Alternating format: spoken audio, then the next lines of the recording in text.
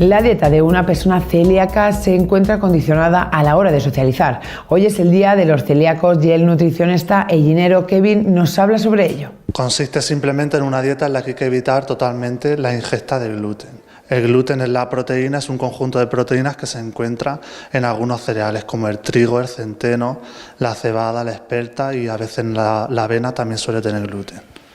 Entonces consiste en evitar totalmente la ingesta de esos cereales o de los alimentos que contienen esos cereales. Simplemente con evitar los alimentos procesados, que son los que suelen contener algún tipo de harina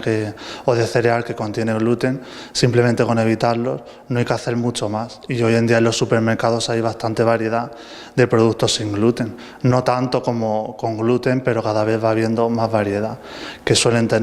estar sustituidos por el maíz, por el arroz y cereales así que no tienen. Por ejemplo, el pan sin gluten es lo que suele llevar. El problema suele ser más cuando se socializa o se va a restaurantes o bares y se come fuera de casa, que es donde suele estar realmente el problema. Porque en el día a día es más fácil, porque uno se hace su compra, se organiza su alimentación y simplemente aprendiendo lo que lleva, lo que no lleva gluten, no es muy difícil. Hay dos problemas a la hora de socializar. Por un lado, la contaminación cruzada y por el otro, el desconocimiento. Pues hay dos grandes problemas. Uno es el desconocimiento que hay acerca de la celiaquía y otro es la contaminación cruzada. El desconocimiento es porque a veces se piensa que es simplemente el trigo lo que tiene gluten, pero no es solo el trigo, como ya he dicho, es el trigo, el centeno, la cebada, la espelta y la avena, que normalmente también tiene gluten, a no ser que esté certificada que es sin gluten, que también la hay.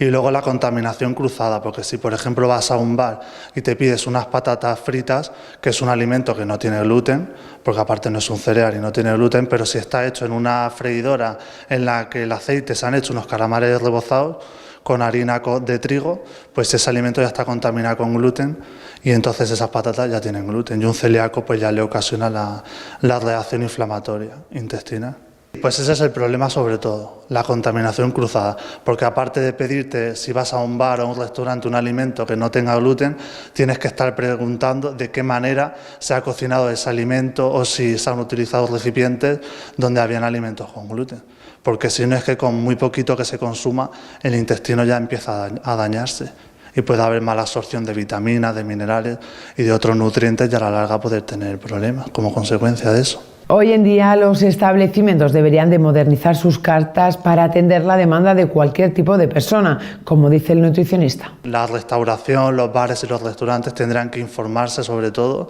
sobre lo que es la celiaquía, lo que se puede comer y lo que no, y adaptarse un poco a las circunstancias, ya que lo tiene entre el 1 y el 2% de la población,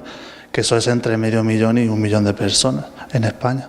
que es mucha gente. El 80-85% de los casos de celiaquía no están diagnosticados, así que se dice que son 1 o 2% de la población, pero realmente es mucho más, lo que pasa que no se suele saber. El conocimiento y el informarse, que es una cosa que lleva muchísimo tiempo que se sabe qué pasa, pero sigue estando la gente un poco perdida.